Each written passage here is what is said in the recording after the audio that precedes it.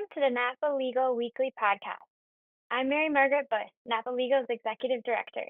And I'm Frank DeVito, Senior Counsel and Director of Content at Napa Legal. You're listening to a special episode of the Napa Legal Weekly Podcast. On this podcast, we discuss issues at the intersection of religious freedom and faith-based nonprofits. We're recording a special episode this week to cover some of the recent executive actions coming out of the new President Trump administration. There are a lot of exciting actions to cover this week, so we've chosen roughly 6 that we're going to talk through today that we think will be of particular interest to our audience. So to give a basic outline, I'll talk about some of the pro-life executive orders, including a reinstatement of the Mexico City policy and the reinforcement of the Hyde Amendment. Frank will cover a very interesting saga, which begins with the now infamous Office of Management and Budget memo that attempted to freeze federal funds distributed to nonprofits. Then I will cover the executive orders affecting school choice and one called Ending Radical Indoctrination in K-12 Schools, something we can all get behind. And then Frank will finish off with an overview of the executive order on gender ideology. So to get started, we have a couple of pro-life related executive orders. So the executive orders that are coming out of these first couple weeks of the administration really fall into, I think, 3 buckets. So the first bucket is kind of one-time actions. This would be something like the FACE Act pardons that we discussed in a previous episode of the podcast. And then there are actions that rescind or revise actions of the previous administration. And many of these executive orders that rescind or revise actions from the Biden administration are actually continuing a pattern of presidents kind of going back and forth as the power changes hands over the years. So the Mexico City policy is one of those. And then the last category are new policies that are introducing new initiatives that this administration has committed to. So these first 2 policies, these first executive orders, the Mexico City policy and the Hyde Amendment, are 2 that have kind of historically pro-life presidents will enforce these, they'll step up, and then presidents who do not support life will call them back or fail to enforce them. So to get a little bit more specific, the Mexico City policy was kind of laughing one because I was trying to find the original text of this to really understand the fundamentals, and it goes all the way back to 1984. This was introduced by President Reagan in Mexico City, fittingly, at an event hosted by the UN. And the basic premise is that under the Mexico City policy, NGOs, so foreign NGOs, cannot use funds to promote abortion as a method of family planning if they're going to participate in a U.S. family planning funding program. So you can see that there's a little bit of a loophole there, because if an organization wants to promote abortion not as a method of family planning but for something else, or if they want to promote abortion as a method of family planning but receive aid under a different U.S. health grant program, there's kind of a bit of a workaround there. However, starting in 2017, the Trump administration clarified this to say that it was actually a statement from Mike Pompeo clarified that that funding going to foreign NGOs from the U.S. These NGOs could not be promoting abortion if they were receiving aid under any U.S. global health programs, pretty much. And so the main agencies affected by this were USAID, Department of State, and the Department of Defense. And so I wanted to look a little bit at just exactly how broad the practical impact of this is. And so we're able to kind of borrow from research done back in the first Trump administration, because the executive order this time really reinstated the same position that he had taken in 2017. So in 2020, a survey noted that President Trump's reinstatement of the Mexico City policy at that time impacted $7.3 billion in global health funding, $600 million of which was specifically related to family planning. There were 1,300 projects that impacted by the executive order, mostly funding through CDC or US aid. only 54 organizations declined to receive U.S. funding under the order. So what I learned from that was that this order isn't really preventing global health aid from taking place. And most organizations are amenable to these conditions. So I think for pro-lifers, this is an encouraging development and a really important kind of moral authority. It's really important to see the moral authority of the Trump administration standing up again for the sanctity of life, starting at conception. And then here on the home front, President Trump clarified that his administration will enforce the Hyde Amendment. And the Hyde Amendment it's called a bill rider. It's associated with funding specifically of three agencies, the Department of Labor, Health and Human Services, and Education. But it has a trickle effect down to some other agencies as well. And the basic premise is that that federal funds, also known as taxpayer dollars, cannot be used to fund abortion. And so under the Biden administration, this amendment was not enforced. And so we actually saw the Department of Veterans Affairs providing abortions. We saw HHS covering abortions for people who were had attempted to come into this country without the legal application process. And then we saw Department of Defense reimbursements for abortion travel. We also saw the weaponization of faith that was associated with this, and then the misuses of Medicaid in areas that violated the Hyde Amendment. And so Trump administration clarified that under their leadership, this will no longer be the case. Taxpayer dollars will not go towards ending unborn life. And I wanted to just close with there's a beautiful connection, I think, with the Mexico City policy, with the Hyde Amendment, to Our Lady of Guadalupe, which was that first apparition of Mary, and that showed her very clearly dressed in traditional garb, pregnant with child. And I just think it's so fitting that the Mexico City policy is named after her city, and unborn life is being protected in a way in her name. So those are the pro-life executive orders. And now, Frank, I'll hand it over to you for a very interesting story about the OMB memo. Yeah, thank you, Mary Margaret. First of all, that was a beautiful connection to Our Lady of Guadalupe. I love how you tied that together. So the pro-life executive orders and actions that Mary Margaret just talked about tie into a bigger point, I think, that's going on in these first couple of weeks of the administration, and that it's very clear that the Trump administration was ready to hit the ground running on day one on a lot of the policy priorities that were talked about during the campaign, and that they were very much ready to target federal funding to accomplish the policy goals that the administration wants to act on. So programs and agencies and various actions that are clearly supporting what President Trump and his team campaigned on is going to be funded, and a lot of the things that he campaigned against, they're going to start slashing funding and withholding funding, and we're seeing that play out very quickly in real time in the first couple of weeks of this administration. I wanted to add to something I didn't mention earlier. I think that around the time of the election, there was some concern, like, will this be a fully pro-life administration as much as like the first Trump administration was? And I think there were some questions specifically about Robert Kennedy and whether his if he's confirmed whether HHS will take a fully pro-life position. And I think the fact that these executive orders were among the first to come out, and that Kennedy clarified in one of his preliminary confirmation hearings that he takes the position of administration, I think it's a really encouraging sign that momentum is going to continue, and that we will see conviction on pro-life issues. Yeah, no, that's a great point. I think between the executive action that you mentioned, the FACE Act pardons that came the first week of the after the inauguration, and then really Vice President Vance attended the March for Life. President Trump sent a message. So these do seem to be signals to the pro-life community that this administration is taking action and is fairly friendly to the cause for life, which is heartening for us.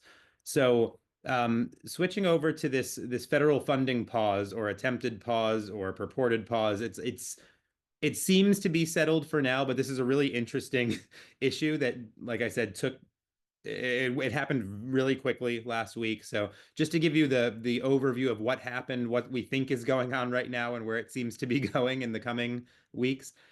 So on January 27th, so I believe that was about a week and a half ago, by the time this publishes, there was a memo from the Office of Management and Budget, from the Office of the President.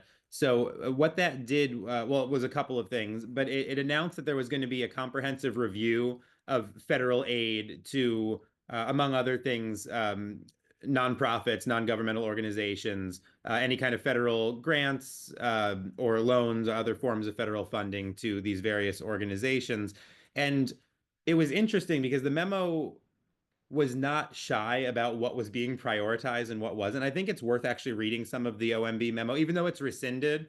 It still tells you a lot about the funding priorities that this administration is probably going to be focusing on in the coming weeks with other executive action.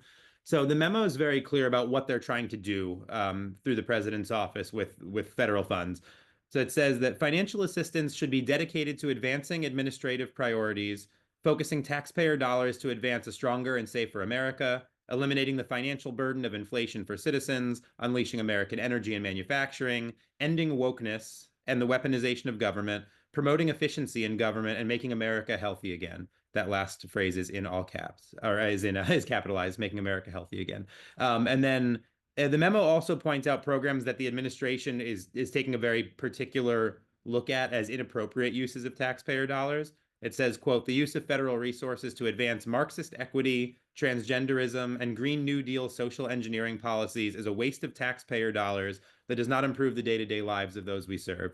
So this matters because it sets the stage for what we'll talk about next. So along with this memo stating the administration's priorities, there was announced a very quick pause. It was basically said within a couple of days of the memo being released, they were going to pause all um, ongoing grants, loans, and other funding to any nonprofits, NGOs, not just ones that they had identified were engaged in some of the activities that they wanted to move funding away from, but the pause was intended to be across the board. And to be clear, there was some confusion about what was and wasn't being paused. If you were watching the news at all last week, there were claims that, oh, the administration is going to stop funding Medicaid, Medicare, Social Security benefits, and then the administration came out and said no, any direct benefits, Social Security, Medicare, food stamps, welfare, rental assistance that was going directly to the beneficiaries was not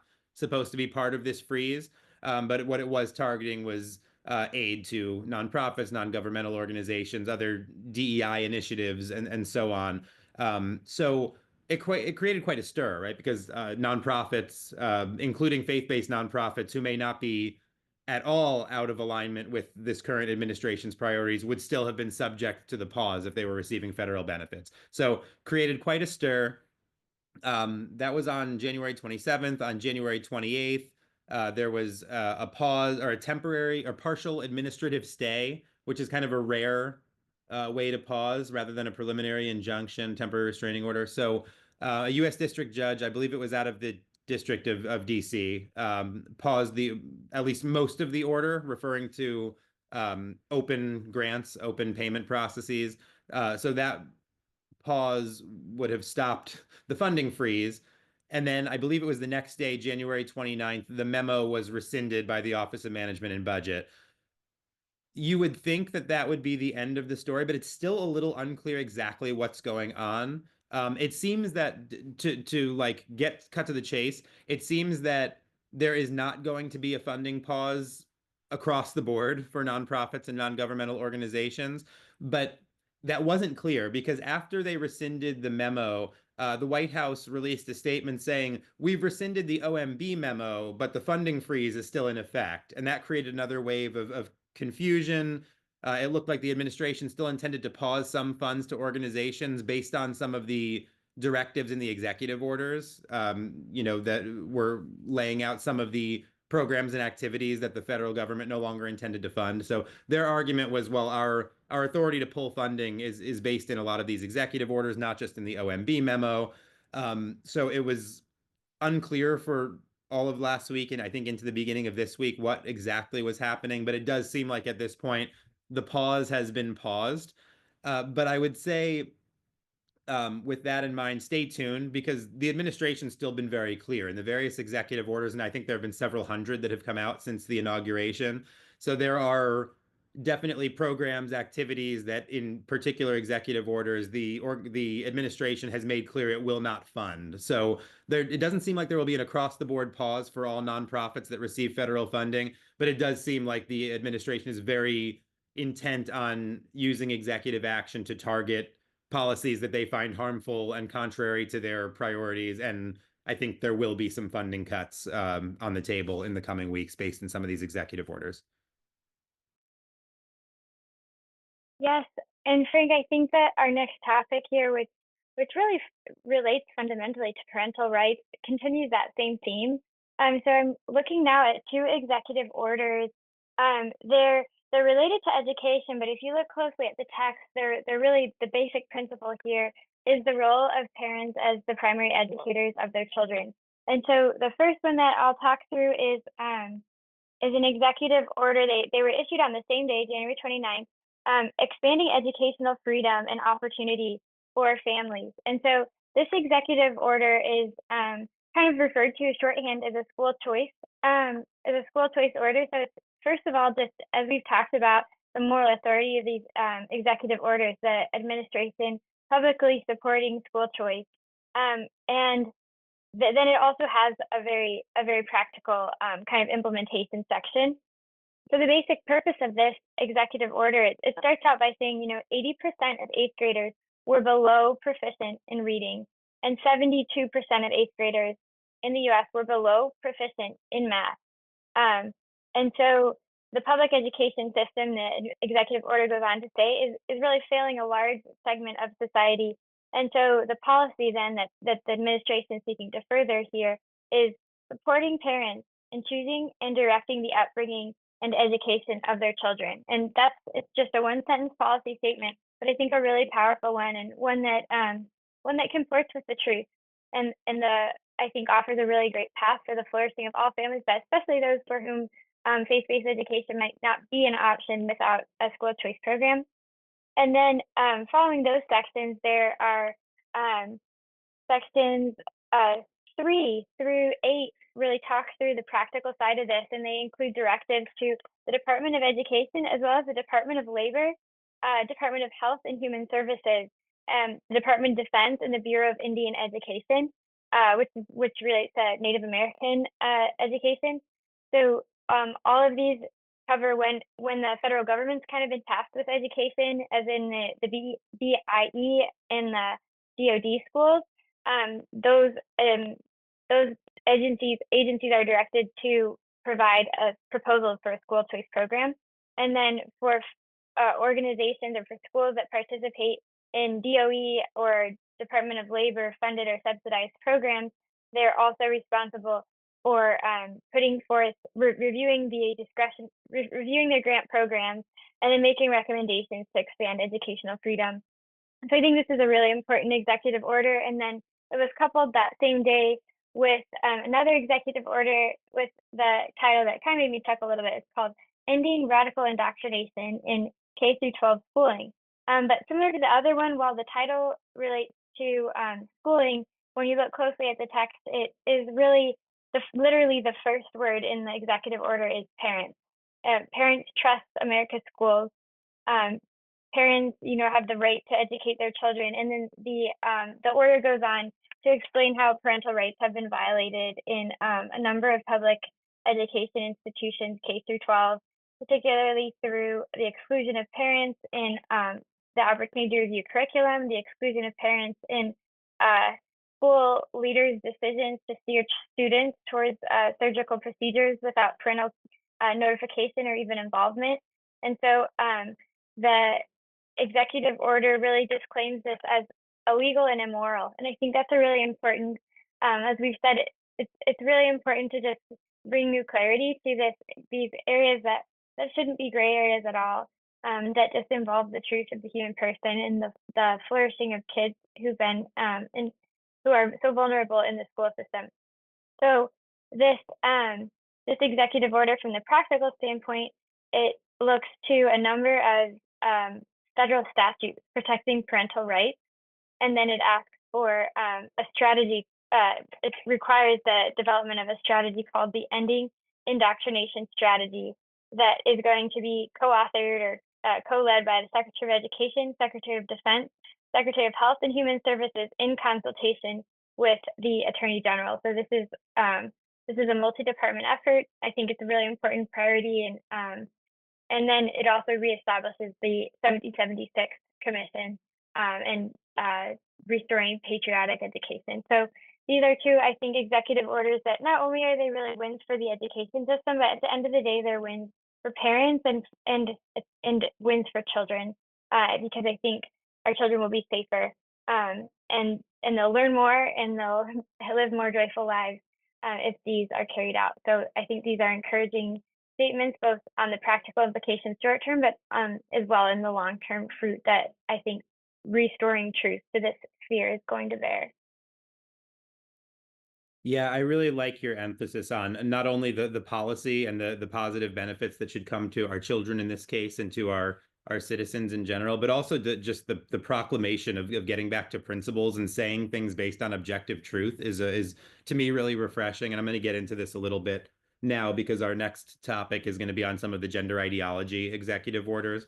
Now, for those who have been following this, there's a lot going on with the gender ideology situation in the first couple weeks of this administration. So we're going to kind of paint with a broad brush so as not to take too much time on this. But there are a couple of executive orders that I want to mention before we wrap up with some honorable mentions. So the first one is, I think, whether you follow these religious liberty issues or these social issues or not, everybody knew this one was coming because President Trump announced it in his inaugural address that this was going to be one of the executive orders that was signed on day one. So this is the White House policy on there only being two sexes, male and female.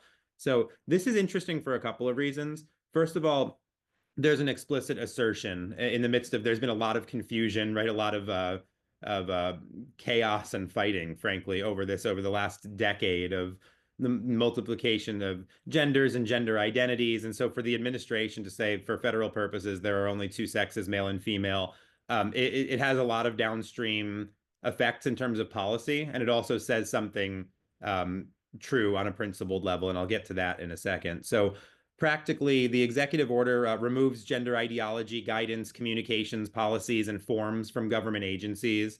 It takes some practical actions that really do implicate safety. It directs that I think there are some directives to housing and urban development and maybe another agency, but that they can't house men who identify as women in women's prisons or in women's shelters or other housing arrangements that implicate federal funding. So that's going to be a big practical change. There have been a lot of stories in the news over the last couple of years about biological men who identify as women being housed in women's prisons and some of the safety issues that have resulted from that. So at least prisons that are involved with the federal system or federal dollars, that seems to be a huge change in this executive order. And there's a directive also in this executive order, it's worth mentioning, directing the U.S. Attorney General to issue guidance to ensure the freedom to express the binary nature of sex and the right to single-sex spaces in workplaces and federally funded entities. So there's a real push to do several things here. I think a lot of the women's sports issues are kind of on the table with this executive order. It really just it was a really powerful way to come right out of the gate on day one of the administration and say that the agency is taking this, the administration rather, is taking this seriously, that there are men and there are women and we have to respect that reality. So one thing I want to say, and then if you have comments, I'd love to hear them, Mary Margaret. But there's, like I said, practical policy implications are really important from an executive order, but I'm also really encouraged by the administration's language affirming objective truth here. There's a quote from the beginning of this executive order. It is the policy of the United States to recognize two sexes, male and female. These sexes are not changeable and are grounded in fundamental and incontrovertible reality. And so that statement it doesn't have like immediate legal effects, but it sends an important message that this administration is paying attention to more than just kind of Machiavellian politics. Like we're actually talking about what is real, what is true, and we're going to base policy on those first principles. So just on that level, this is very encouraging for me. Did you want to weigh in before we go to the other executive order? Um, Yes, I think you're completely right, Frank. As we were reading through these executive orders, I kind of expected it to be like complex or, confusing, but I found there's a refreshing simplicity to the orders, like the premises are simple and true, and the implications just follow in a very ordered way from those premises. So I think that's encouraging. And I was also thinking on all of these, what does this mean for a faith-based nonprofit? What does this mean for religious freedom? And I think it it opens the door to conversations that I think 5 and even 10 years ago would have been harder to have. Probably most specifically like 4 or 5 years ago. Um, and really re-engaging with with conversations around beginning of life issues, end of life issues, and the truth about the human person. Because now that there is greater credibility than in a way than we had when the last administration was taking the opposite stances on these issues, I think there's a really important opportunity to address hearts and minds. And so it's a lot for the government to kind of, or for the administration to open the door on these things, but then it really falls to civil society to decide what happens next.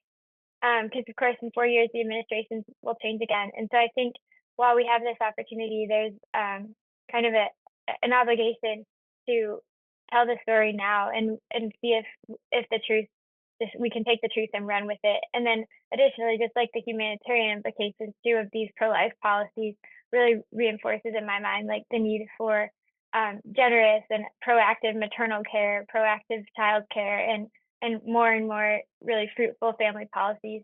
So those are my takeaways as I was really processing all of these put together. But I know we have some other exciting orders to cover too, Frank. So I'll hand it back to you to give some additional outlines on all of that.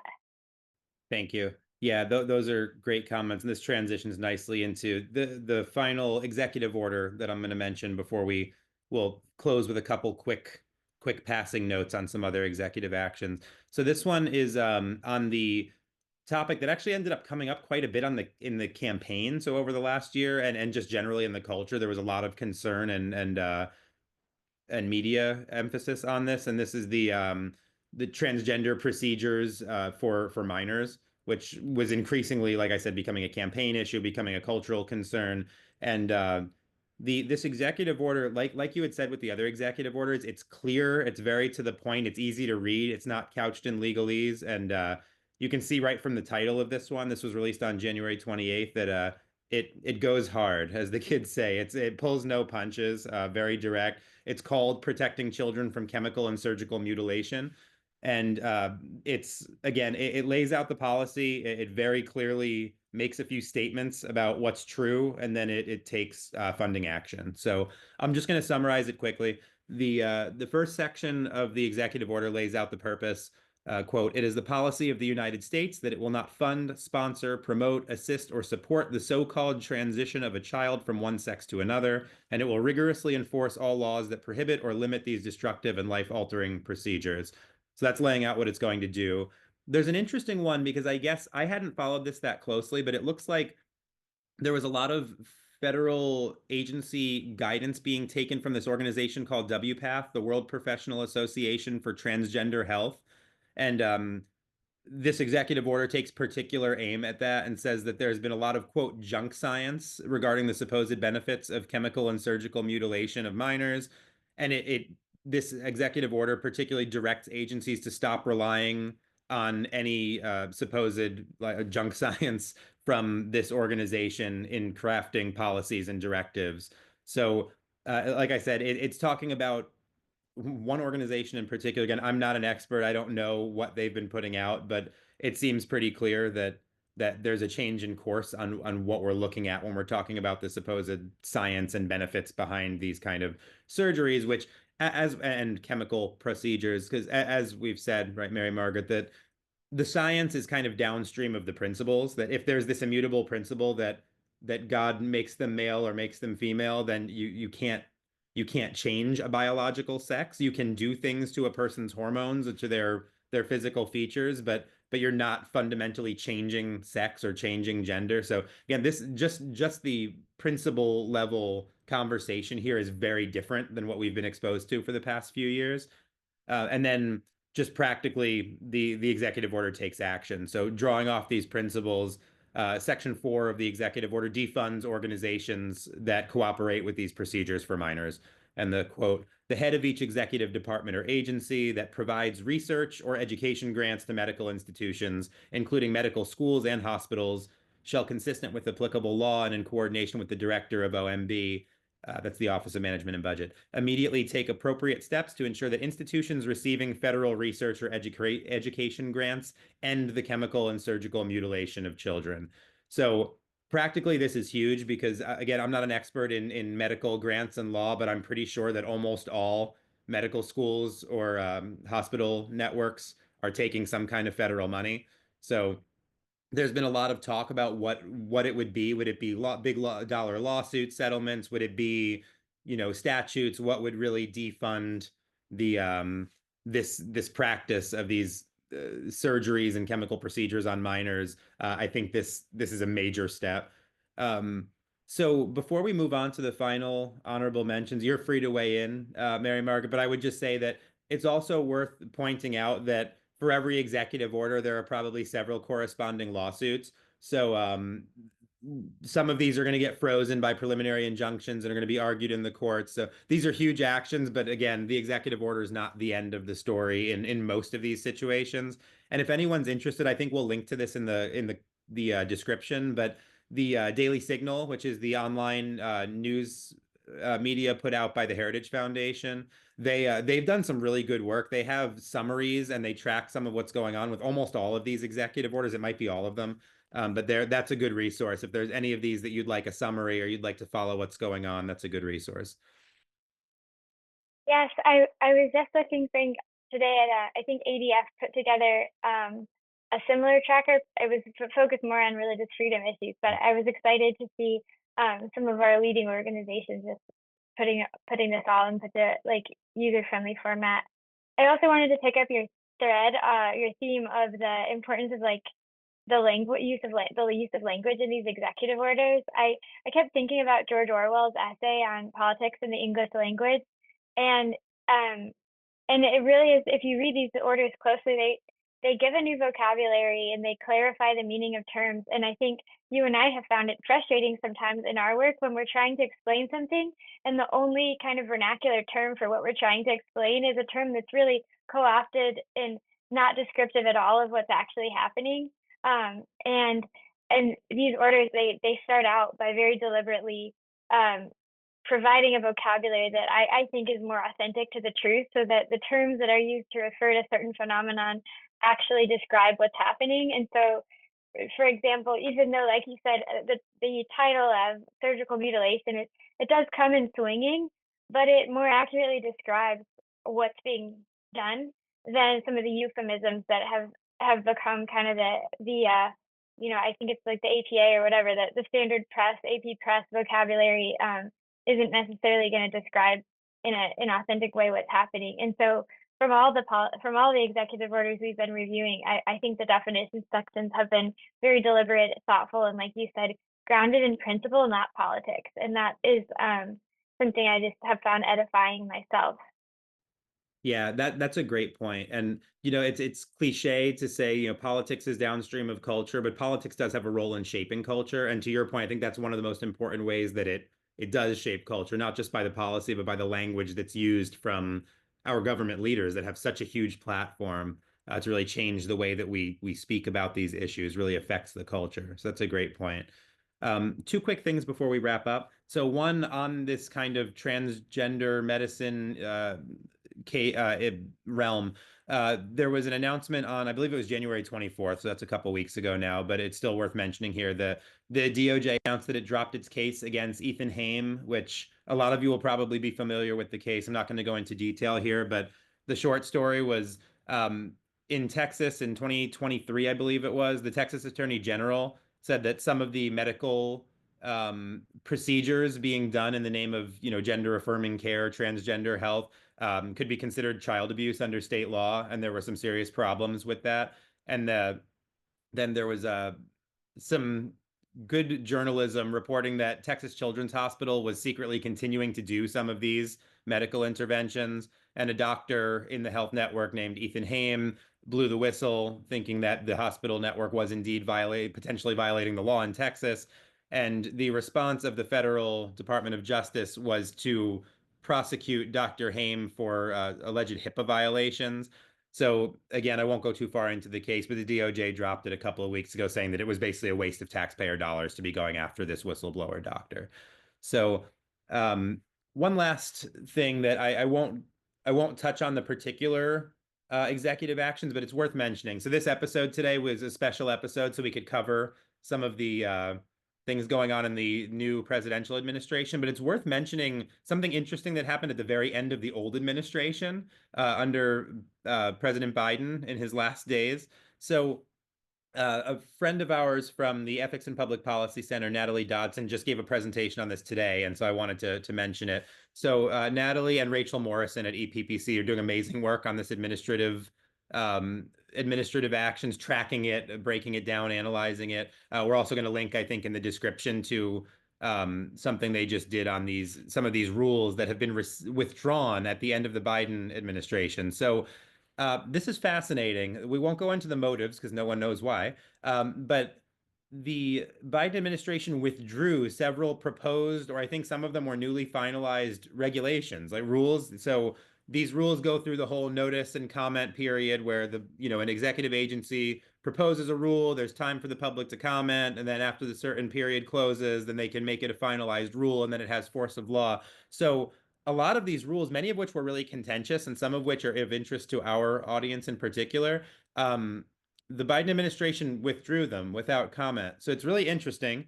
There are a lot of them. And again, there's a link in the description. Rachel Morrison did a great job at the Federalist Society. She wrote a little note summarizing some of the rules that have been withdrawn. But of particular interest to our audience, there was a rule from the Biden Department of Education that would have rescinded protections for religious student groups on college campuses. And I think that was still in the proposed rule phase, but that was withdrawn. And also there were pretty headline grabbing rules in the process. I think it was last year now, from HHS, the Labor Department, and the Treasury. There was a contraceptive mandate. And then if you remember, there was also an over-the-counter contraceptive mandate requiring artificial birth control to be passed out pretty easily. A lot of it was without prescription. So those rules were also withdrawn. Again, it's very strange, just not to get into the political process, but generally, if an administration has these priority rules, you would think they would just leave them in place and leave it to the Trump administration to rescind them or pull the plug or sue or do whatever they have to do. So unknown why they were withdrawn, but it is good news. Any parting comments before we close, Mary Margaret? Just I couldn't agree with you more, Frank. EPPC, Natalie, Rachel, and the Administrative Accountability Project are doing great work on this. And then I saw some a great piece from Eric Niffen, Mary Hassan, and Teresa Farnan on some of the gender ideology issues. And so, yeah, lots of good resources from EPPC on these topics. Yeah. Well, this was a lot of fun. It was nice to go a little bit of a different direction from our ordinary weekly update and go into these executive actions. So thank you for joining us for this special episode of the Napa Legal Podcast. If you enjoy the content we're putting out, as always, we ask you to consider liking the podcast and subscribing to our channel on YouTube, Spotify, or wherever you're listening. So we hope you'll join us next week as we continue to highlight and discuss some of the most important ongoing legal issues that affect religious liberty and the work of faith-based nonprofits. We will talk to you next week. Thank you so much for joining, and God bless.